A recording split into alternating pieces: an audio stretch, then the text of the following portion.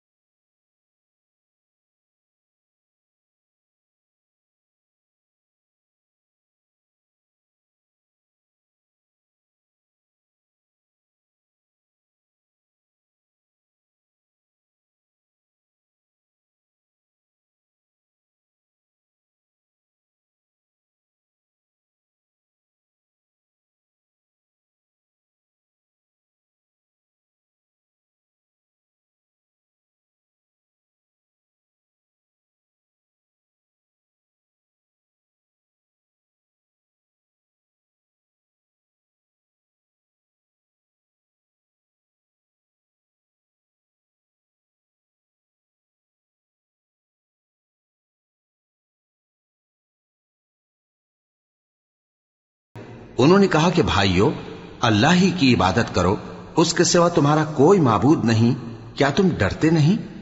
तो उनकी कौम के सरदार जो काफिर थे कहने लगे कि तुम हमें अहमक नजर आते हो और हम तुम्हें झूठा ख्याल करते हैं। फरमाया, ए मेरी कौम, मुझ में हिमाकत की कोई बात नहीं है, बल्कि मैं रब्बुल आलमीन का पैगंबर हूं। मैं तुम्हें अल्लाह के पैगाम पहुंचाता हूं और तुम्हारा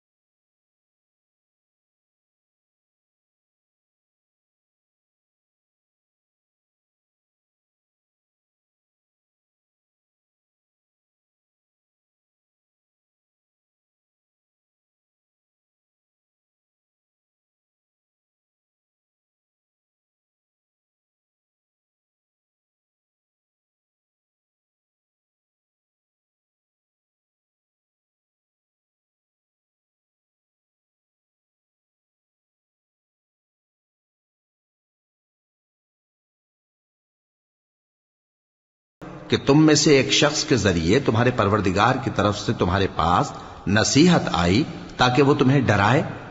और याद तो करो जब उसने तुमको कौम नूह के बाद जानशी बनाया और तुमको फैलाव ज्यादा दिया।